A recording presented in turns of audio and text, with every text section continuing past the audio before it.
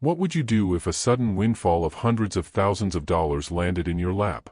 For most, it's a dream come true. But for one couple, a massive casino win became the catalyst for a shocking crime that raises unsettling questions about trust, greed, and how well we truly know those we love. In early 2022, 27-year-old Alana Merriweather, an operations manager at an Amazon distribution center in San Francisco, lived with her husband, 30-year-old Kian Merriweather, who worked as a warehouse forklift operator. They lived in a rented apartment in a small, multi-building complex on the city's south side. Friends later described their marriage as troubled. The couple worked long hours, frequently on different shifts, and constant credit card debt was a source of repeated fights. In late March 2022, Amazon organized a management summit in Las Vegas, which required several department heads, including Alana, to be present. She told coworkers the short trip would be a welcome break from the ongoing stress at home. She left San Francisco on March 18, flew with other team members, and checked into a mid-tier casino hotel the company used for such events. Internal records confirm she was present at all scheduled workshops and meetings for the first 2 days. On the evening of March 19, while waiting for coworkers before a planned group dinner, Alana sat at a free slot machine near one of the hotel's main walkways. Casino records indicate she put in $20 and played for about 6 minutes. The machine then hit a rare winning combination, triggering a jackpot payout of $344,000 before taxes. Staff accompanied her to complete the necessary identification paperwork, and the casino began the electronic transfer to her personal bank account. Her colleagues later said she seemed shocked and hesitant to talk about her win, avoiding lengthy discussions about it for the rest of the trip. Alana returned to San Francisco on March 20. Bank records confirmed the casino money arrived in her account the next morning. Kian, according to Alana's later statements to police, congratulated her but soon became fixated on deciding how the money should be spent. Neighbors reported seeing Kian outside the apartment around 10 p.m. on the night she returned. Before we go further, let us know in the comments where you're joining us from. We always appreciate hearing from our global audience. And if you haven't already, make sure to subscribe so you don't miss any of our future content. Now, back to the story. One neighbor told police he saw Kian pacing near the parking lot, speaking in an anxious, rushed tone about changes coming and getting things straight. No confrontation was reported that night, but in the following days, both friends and Alana's coworkers said she described the situation at home as becoming increasingly tense. She allegedly told 2 coworkers that Kian insisted the money was joint property, while she felt he was trying to control decisions about paying off debts and savings. She described his behavior as more and more unpredictable, saying he often raised his voice and questioned her comings and goings. According to her later police interview, conversations about the money grew more heated on March 25, with Kian becoming angry over her hesitation to move some of the funds into a shared account. While no witnesses reported hearing a physical fight, messages from Alana's phone show she texted a friend at 7:42 p.m., saying Kian was getting aggressive again about the money and that she felt trapped by his demands. This situation touches on a minor but common insecurity many couples face, the tension that arises when one partner controls the finances. Have you ever felt a pang of anxiety when a large, unexpected bill arrives, or when your financial future feels like it's in someone else's hands? On March 27, at approximately 8:16 p.m., San Francisco Emergency Dispatch received a call from Alana. In the recording, she states that she shot her husband in self-defense after he assaulted her inside their bedroom. Patrol officers arrived within minutes. The incident report states that officers found Kian Merriweather on the bedroom floor near a dresser, with a single gunshot wound to the chest. Paramedics declared him dead soon after arriving. Alana was standing near the foot of the bed with her hands raised and immediately identified herself as the caller. Officers noted that she repeated variations of the phrase, "He came at me and I fired." A handgun was found on the carpet about 1 meter from Kian's body. The weapon was later confirmed to be legally registered to him. Initial observations by officers and crime scene technicians noted little disturbance in the room. The bedding was mostly untouched, and there were no broken items or signs of moved furniture. Officers did not see any visible injuries on Alana that would suggest a recent physical struggle. Kian's forearms had minor scrapes, though investigators on scene could not determine if they were new or related to his job at the warehouse. Alana was handcuffed, taken to the police station, and held for an initial interview until homicide detectives arrived. Detectives Jarrell Tate and Simone Langston were assigned as the lead investigators. They secured the apartment, started a standard evidence chain, and ordered a full forensic analysis of the gun, the surrounding area, and both individuals' clothing. The forensic examination of the Merriweather apartment on March 27, 2022, revealed few signs of a violent struggle. Crime scene documentation showed the bedroom was orderly, with no items knocked over except for the position of the handgun found on the carpet. The firearm, a registered semi-automatic pistol owned by Kian Merriweather, was photographed, tested for fingerprints, and collected. Technicians noted the lack of overturned furniture, torn clothing, or marks indicating a forceful impact on nearby surfaces. Detectives Jarrell Tate and Simone Langston began their main interview with Alana at the precinct shortly after 10 p.m. She seemed calm but reiterated her earlier statement that she fired because she feared for her life. She told investigators that the argument with Kian had intensified after days of ongoing pressure about the casino money. According to her account, Kian trapped her near the bedroom closet during a dispute over transferring the funds. She claimed he threatened to take what belonged to both of them, which caused her to run to the dresser, grab his handgun from a drawer, and shoot when he moved toward her. She described her action as a reflexive instinct. Detective Tate pressed for more details. He asked why there were no marks on her body consistent with being grabbed or shoved. He questioned why Kian's fingerprints were missing from the gun's slide and grip, according to preliminary forensic results. He also pointed out that none of the neighbors in the building reported hearing shouting or signs of a fight that evening. Alana maintained that the confrontation happened too fast for her to get hurt. While the detectives were reviewing their interview notes, the precinct received an anonymous call from a prepaid cell phone. The caller claimed that Alana had planned the shooting for financial reasons and intended to keep the entire casino payout by getting rid of her husband. According to dispatch logs, the caller declined to give a name and hung up abruptly. Detective Langston forwarded the information to the on-call digital forensics team, instructing them to begin a deeper review of Alana's communications and online activity. Forensic analysts obtained warrants for Alana's phone records and messaging history. The initial search found no direct evidence of planned violence, but it did uncover communication patterns that didn't match her claims of feeling isolated.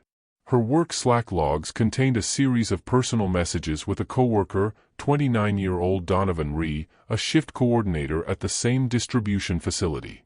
The messages, preserved in internal backups, included talks about her marriage, her frustrations with Kian, and several long late-night conversations that took place weeks before the Las Vegas trip.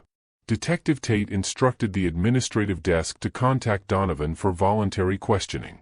Given the potential importance of his communication history, the request was presented as a routine follow-up on workplace interactions, not an accusation. Records show Donovan returned the call and agreed to come in that evening. He arrived at the precinct shortly after 9:30 p.m. Detectives noted he seemed nervous and avoided eye contact during the intake process. He stated he came straight from work and didn't understand why he was being questioned. Tate and Langston kept him separate from Alana and prepared to examine his relationship with her, the nature of their conversations, and his potential link to the anonymous call.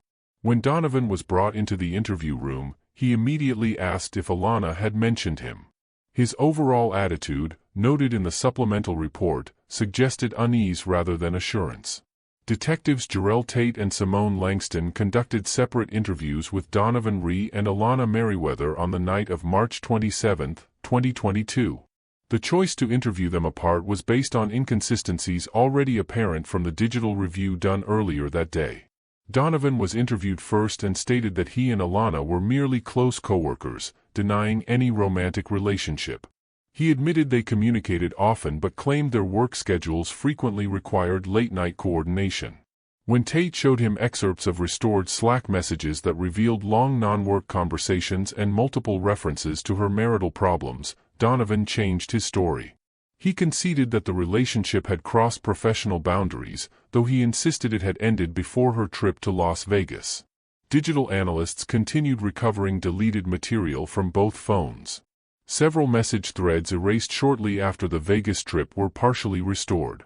The fragments showed discussions between Donovan and Alana about Kian's reaction to the casino win and Alana's prediction that he would demand half.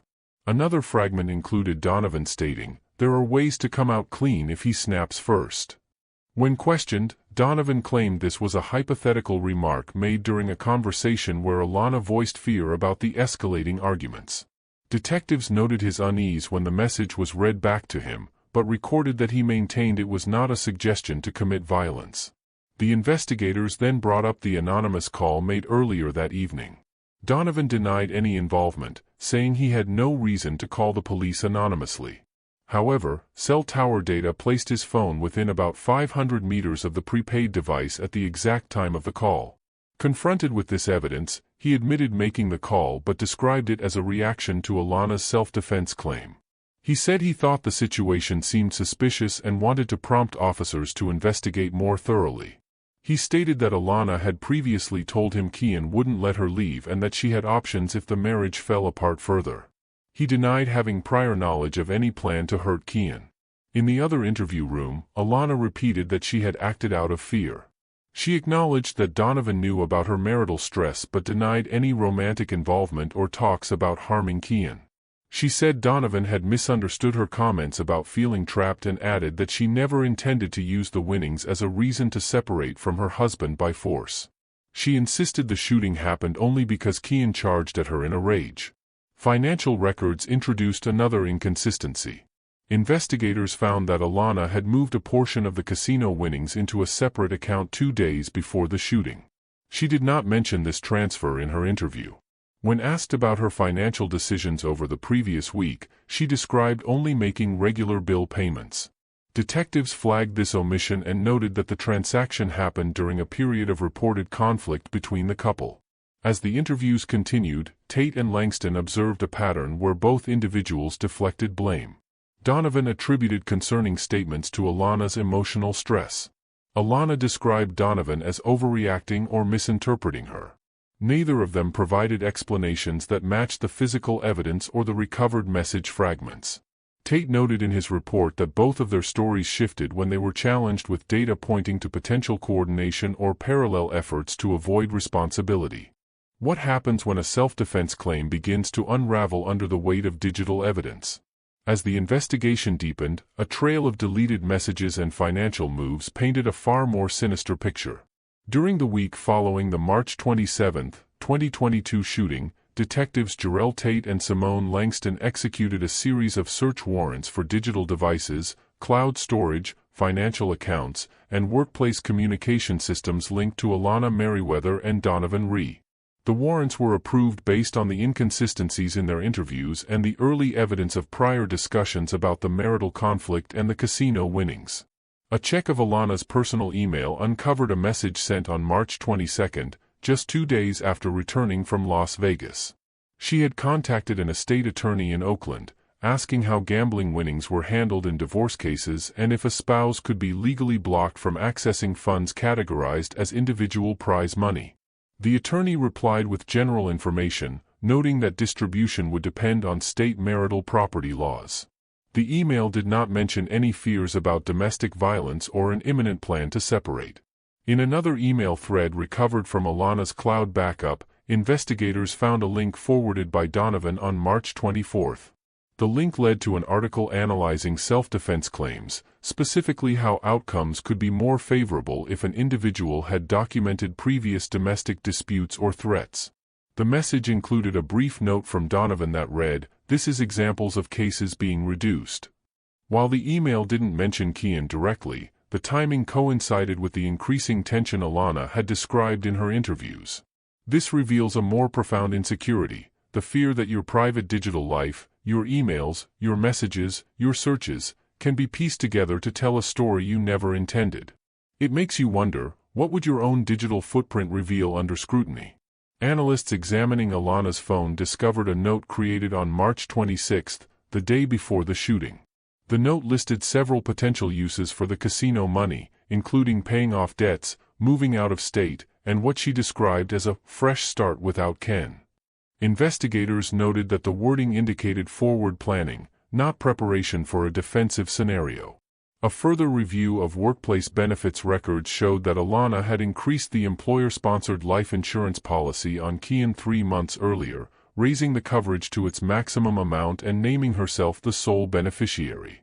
She later explained this as a routine decision made during an annual benefits review but could not provide any documentation proving the change was standard for other employees or required by company policy.